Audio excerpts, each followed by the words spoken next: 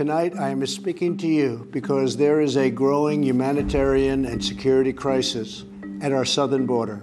Our southern border is a pipeline for vast quantities of illegal drugs. Over the years, thousands of Americans have been brutally killed by those who illegally entered our country.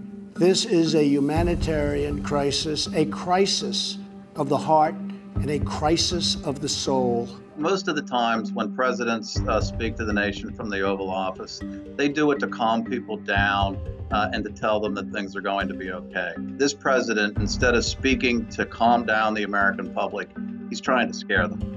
He got the opportunity to make his case to the nation. I assume his supporters will be very fired up by what they heard, but he's going to have to keep this going, and he can't wake up tomorrow and start tweeting about a witch hunt and Robert Mueller if he, and other items, if he wants to maintain the focus on his perspectives.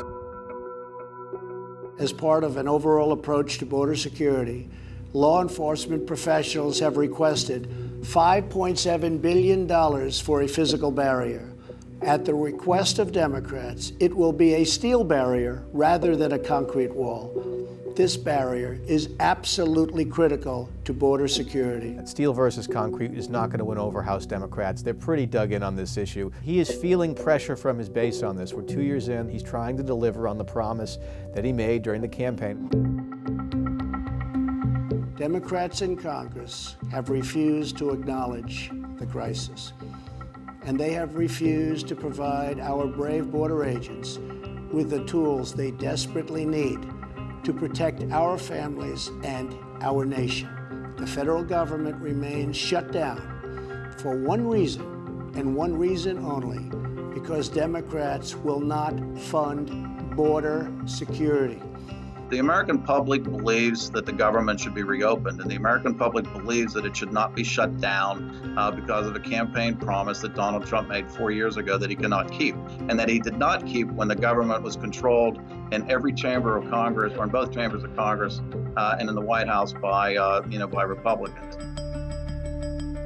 Some have suggested a barrier is immoral.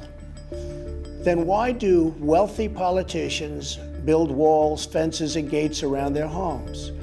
They don't build walls because they hate the people on the outside, but because they love the people on the inside.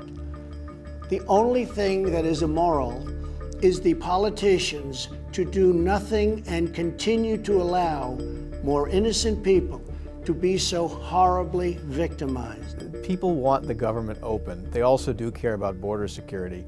He needs to find some way out of the box he's put himself into, because the president took responsibility for this shutdown before it happened in the Oval Office. I don't quite know how he's going to do that right now. We won't know it's over until Donald Trump tweets that it's over, and then somebody rushes in with a piece of paper that they get him to sign at that very moment to reopen the government. And when that happens, I don't know when that's going to be.